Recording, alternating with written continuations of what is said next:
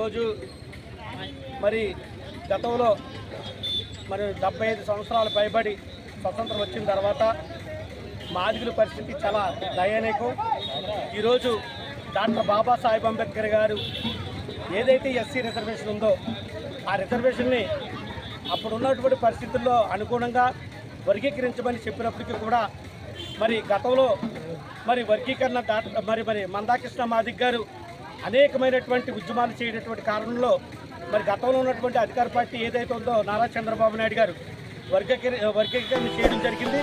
ఆ 2004లో కూడా ఎవరైతే వర్గీకరణ చేశారో వర్గీకరణలో దాదాపు లేదంటే 25,000 ఉద్యోగాలు కూడా మాదిగలు పొందడం జరిగింది. మాదిగ ఉపకులాలు కూడా పొందడం జరిగింది. దాంట్లో భాగంగా ఈరోజు 2024లో మరి ఇప్పుడు నారా చంద్రబాబు నాయుడు గారు అధికారంలో ఉన్నారు.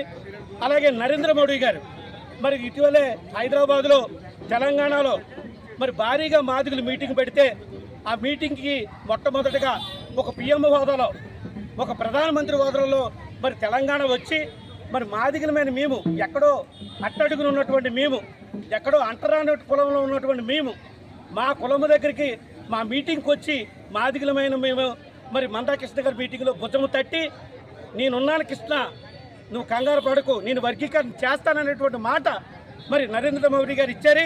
మరి అతను 100 హామీలు ఇచ్చారు. 100 హామీల్లో తొలి సంతకం వర్గీకరణ పెడతానన్నారు. అదే రీతిగా మరి కమిటీని కూడా వేయడం జరిగింది 7 నెంబర్లతో. ఈరోజు ధర్మశాస్త్రంలో సుప్రీంకోర్టులో 7 ధర్మశాస్త్రం మరి ఈరోజు తీర్పిచ్చింది. ఏ విధంగా అంటే మీ రాష్ట్రాల పరిధిలో మీరు ABCD చేసుకోండి, దాని ఫలాలు పొందండి అని. మరి ఈరోజు చాలా సంతోషం.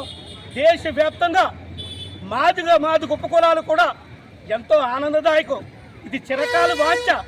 ఈరోజు 30 సంవత్సరాల నుండి ఎంతోమంది వర్గీకరణ కోసం ABCD కోసం మరి ప్రాణాలు అర్పించి ఎంతో అమరవీరులు అయిపోయి ఉన్నారు.